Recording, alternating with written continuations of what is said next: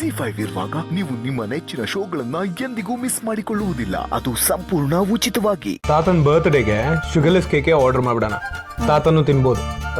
ನಾವ್ ಯಾರನ್ನಾರು ಇನ್ವೈಟ್ ಮಾಡೋದಕ್ಕೆ ಮರ್ತ್ಬಿಟ್ವಾ ಅಂತ. ಅಮ್ಮ ಅಪ್ಪಂಗೆ ಕಾಲ್ ಮಾಡಿದೆ, ಸಾಧ್ಯ ಆದರೆ ಬರ್ತೀನಿ ಅಂತ ಹೇಳಿದ್ರು. ಯಾರಿದ್ದಾರೆ? ಅಶೋಕ್ ಸರ್, ಪ್ರಿಯಾ, ಅಂಜಲಿ. ನಮ್ಮ ಮನೆ ಫಂಕ್ಷನ್ಗೆ ಮನೆಯವ್ರನ್ನ ಇನ್ವೈಟ್ ಮಾಡಿದ್ರೆ ಚೆನ್ನಾಗಿರುತ್ತೆ ಹೇಳು. ಅದು ಅಲ್ಲದೆ ತಾತ ಅಶೋಕ ಇಲ್ಲದೆ ಬರ್ತ್ಡೇನೇ ಸೆಲೆಬ್ರೇಟ್ ಮಾಡಲ್ಲ. ಈ ಬರ್ತ್ಡೇ ಆರ್ಗನೈಸ್ ಮಾಡೋದಕ್ಕೆ ಇನ್ಚಾರ್ಜ್ ನಮ್ಮ ಅಶೋಕ. ಈ ಫಾರ್ಮ್ಯಾಲಿಟೀಸ್ ಎಲ್ಲ ಇಲ್ಲ ಅಂದ್ರು ಮಾತ್ ಕರಿಬೋದಲ್ಲ ಅವ್ರನ್ನ.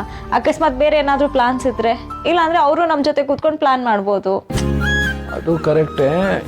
ಈ ಅಶೋಕ ಇಲ್ಲದೆ ರಾಮನ್ ಗಾಡಿ ಮುಂದಕ್ಕೆ ಹೋಗಲ್ಲ. ನನ್ನ ಕೈಗೂ ಸಿಗ್ತಾ ಇಲ್ಲ. ಪ್ರಿಯಾನ್ ಕೇಳೋಣ ಅಂದ್ರೆ ಪ್ರಿಯಾನು ನನ್ನ ಕೈಗೆ ಸಿಗ್ತಿಲ್ಲ ಅಂತ ಹೇಳ್ತಿದ್ದಾಳೆ. ನಿಮಗೂ ಸಿಗ್ತಿಲ್ವಾ? ಅದೇ ಆಶ್ಚರ್ಯ. ಆಫೀಸಲ್ಲೂ ಮಾತಾಡ್ತಿಲ್ಲ, ಫೋನು ಮಾಡ್ತಾ ಇಲ್ಲ. ಫೋನು ಮಾಡದೆ ಇವನೊಬ್ಬನೇ ಏನು ಮಾಡ್ತಿದ್ದಾನೆ ಅಂತ ದೇವರಣೆ ನಂಗೆ ಗೊತ್ತಾಗ್ತಿಲ್ಲ. ಈಗಲೇ ಚೆಕ್ ಮಾಡ್ತೀನಿ.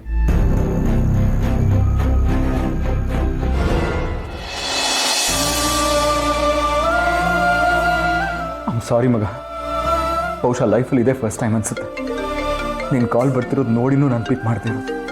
ನಿನ್ನ ಹತ್ರ ಎಲ್ಲ ಹೇಳ್ಕೊಂಡು ಹತ್ಬಿಡೋಣ ಅಂತ ಅನಿಸ್ತಾ ಇದೆ. ಆದರೆ ನಿನ್ನ ಜೊತೆ ಮಾತಾಡಿದ್ರೆ ನಾನು ಅದನ್ನು ಮಾಡಿಬಿಡ್ತೀನಿ. ಅದಕ್ಕೆ ನಾನು ನಿನ್ನ ಹತ್ರ ಮಾತಾಡಲ್ಲ. ನನಗಿದ್ರ ಬಗ್ಗೆ ಮಾತಾಡೋಕ್ಕೂ ಇಷ್ಟ ಇಲ್ಲ. ಯಾಕೆಂದರೆ ಇದು ನನ್ನ ದುಃಖ, ನನ್ನ ಹೊಣೆ. ನಾನೇ ಅನುಭವಿಸ್ತೀನಿ, ನಾನೇ ನಿಭಾಯಿಸ್ತೀನಿ. ಈಗಷ್ಟೇ ಹೊಸ ಜೀವನ ಶುರು ಮಾಡಿರೋ ನಿನ್ನನ್ನು ನನ್ನ ನೋವು ಗೆಳ್ಕೊಂಡು ಗೋಳಾಡಿಸಲ್ಲ ಮಗ. ನನ್ನೆಲ್ಲ ವಿಷಯದಲ್ಲೂ ನಿನ್ನ ಪಾರ್ಟ್ನರ್. ಆದರೆ ನೋವಲ್ಲ ಕಣ, ನನ್ನ ನೋವು ನನ್ನೊಬ್ಬನಿಗೆ ಸೇರಿತ್ತು. ನಿನಗದು ಗೊತ್ತಾಗೋದು ಬೇಡ. ನಿನ್ನ ಜೊತೆ ನಾರ್ಮಲ್ ಆಗಿ ಮಾತಾಡೋಕ್ಕೆ ನನಗೆ ಯಾವಾಗ ಸಾಧ್ಯ ಆಗುತ್ತೋ ಆಗಲೇ ಮಾತಾಡ್ತೀನಿ. ಅಲ್ಲಿವರೆಗೂ ಐ ಆಮ್ ಸಾರಿ.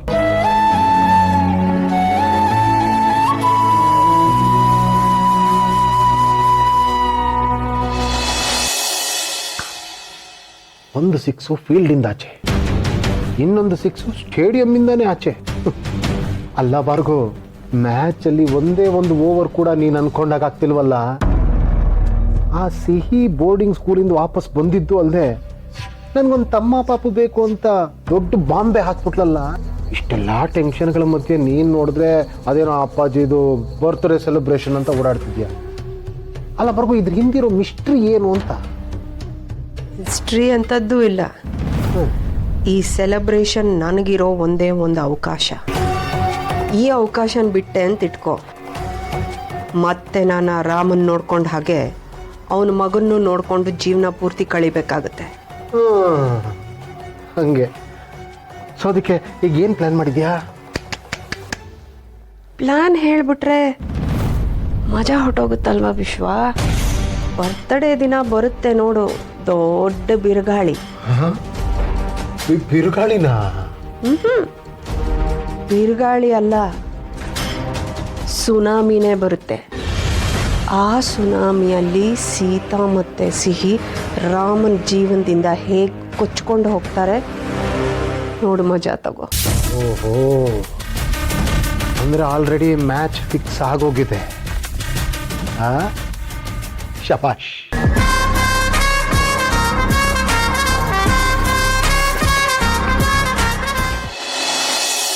ಈ ಪುಟ ಮತ್ತೆ ಶುರು ಹಚ್ಕೊಂಡ್ಯಾ ನೀನು? ಸೀತಮ್ಮ ನಿಂಗೆ ಆಗ್ಲೇ ಹೇಳಿಲ್ವಾ ನಮ್ಮಿಬ್ರಿಗೆ ನೀನು ಒಬ್ಳೆ ಸಾಕು, ದೇವರ ಆಶೀರ್ವಾದ ಮಾಡಿದ್ದಾರೆ ಅಂತ? ನೋಡು, ನೀನು ಈ ತಮ್ಮ ವಿಷಯನ ಫಸ್ಟ್ ಮರಿಬೇಕು. ಓಕೆ ಅಪ್ಪ, ಅದ್ ಹೇಗ್ ಮರೆಯಕ್ಕಾಗುತ್ತೆ? ನಂಗ್ ತಮ್ಮ ಬೇಕೇ ಬೇಕು ಅಪ್ಪ. ಸಿಹಿ ನಿಂದ ಒಳ್ಳೆ ರಗಳೆ ಆಯ್ತಲೆ. ತಮ್ಮ ಏನ್ ಅಂಗಡಿಲ್ ಸಿಗೋ ಗೊಂಬೆನಾ ನೀನ್ ಕೇಳಿದ ತಕ್ಷಣ ತಂದ್ಕೊಡಕ್ಕೆ? ಇದಮ್ಮ, ನಂಗ್ ತಮ್ಮ ಬೇಕೇ ಬೇಕು. ನಿಮ್ಗೋಸ್ಕರ ನಾನು ಬೋರ್ಡಿಂಗ್ ಸ್ಕೂಲ್ಗೆ ಹೋಗಿದ್ದೀನಿ. ನೀವು ನನ್ಗೊಂದ್ ತಮ್ಮನೂ ಕೊಡಕ್ಕಾಗಲ್ವಾ? ಏನ್ ಹೇಳ್ದೆ ನೀನು? ನಮಗೋಸ್ಕರ ಬೋರ್ಡಿಂಗ್ ಸ್ಕೂಲ್ಗೆ ಹೋಗಿದ್ಯಾ? ಏನೇ ಹಾಗಾದ್ರೆ ಏನ್ ಮಾತಾಡ್ತಿದ್ಯಾ ನೀನು? ಇದಮ್ಮ, ನಾನು ಏನೇನೋ ಮಾತಾಡ್ತಾ ಇಲ್ಲ, ನಾನು ನಿಜಾನೇ ಹೇಳ್ತಾ ಇದ್ದೀನಿ. ನಾವ್ ಹೇಳಿದ್ವಾ ಬೋರ್ಡಿಂಗ್ ಸ್ಕೂಲ್ಗೆ ಹೋಗು ಅಂತ? ಸೀತಮ್ಮ, ನೀವ್ ಹೇಳಿಲ್ಲ. ಆದ್ರೆ ನಾನು ಬೋರ್ಡಿಂಗ್ ಸ್ಕೂಲ್ ಹೋದ್ರೆ ನೀವಿಬ್ರು ಖುಷಿ ಖುಷಿಯಾಗಿ ನಗ್ನಗ್ತಾ ಇರ್ತೀರಾ ಅಂತ ಬಡ್ಡಿ ಬಂಗಾರಮ್ಮ ಆಂಟಿ ಹೇಳಿದ್ರು.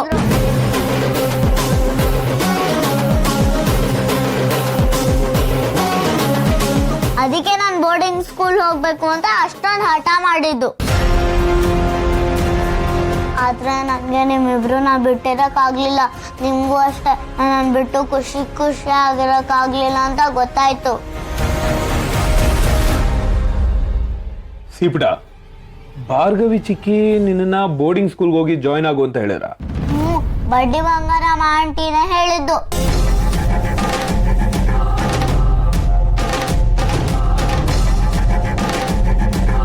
ಒಂದು ನಿಮಿಷ. ರಾಮ್ ರಾಮ್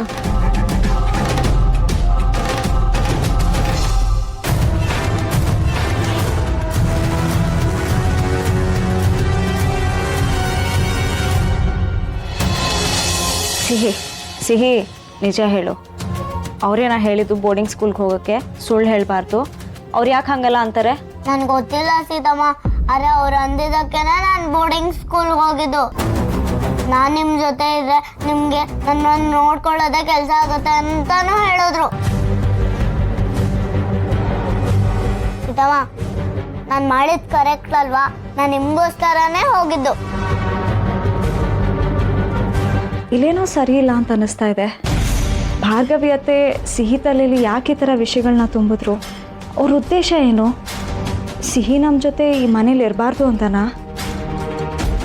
ಇಲ್ಲ ಇಲ್ಲ, ಭಾರ್ಗವಿ ಅತ್ತೆ ತುಂಬ ಒಳ್ಳೆಯವರು. ಅವ್ರು ಹಂಗೆ ಯೋಚನೆ ಮಾಡೋಕ್ಕೂ ಹೇಗೆ ಸಾಧ್ಯ? ನಾನು ಮತ್ತೆ ಮನೆಗೆ ಬಂದಿದ್ದು ನಿಮ್ಗೇನೂ ತೊಂದರೆ ಆಗಿಲ್ಲ ಅಲ್ವಾ? ಬಡ್ಡಿ ಬಂಗಾರಮ್ಮ ಆಂಟಿಗೆ ನನ್ನನ್ನು ನೀವು ಎಷ್ಟು ಪ್ರೀತಿ ಮಾಡ್ತೀರಾ ಅಂತ ಗೊತ್ತಿಲ್ಲ ಅನ್ಸುತ್ತೆ, ಆದರೆ ಇವತ್ತು ಗೊತ್ತಾಯಿತು. ನಾಳೆ ನನ್ನ ತಮ್ಮ ಬಂದ್ರು ನಿಮಗೆ ನನ್ನ ಮೇಲೆ ಇರೋ ಪ್ರೀತಿ ಕಡಿಮೆ ಆಗಲ್ಲ ತಾನೇ?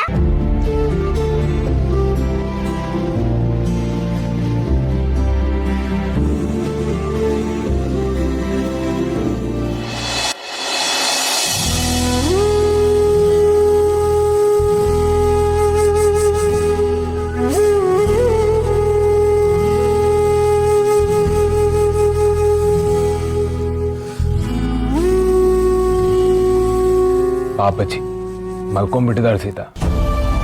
ಇಷ್ಟು ಪುಟ್ಟ ಮಗುನ ಏನಂತ ಕೇಳು. ಒಂದಂತೂ ನಿಜ, ನನ್ನ ಮಗಳು ಯಾವತ್ತೂ ಸುಳ್ಳು ಹೇಳಲ್ಲ ಅಂತ. ಇಷ್ಟಕ್ಕೂ ಚಿಕ್ಕಿ ತಲೆಯಲ್ಲಿ ಏನಿದೆ ಅಂತ ನಾನು ತಿಳ್ಕೊಬೇಕು ಸೀತಾ. ನಾನು ಎಲ್ಲ ಕ್ಲಾರಿಫೈ ಮಾಡ್ಕೊಂಡು ಬರ್ತಿದ್ದೆ, ಅಷ್ಟರಲ್ಲಿ ನೀವೇ ತಡೆದಿದ್ದು.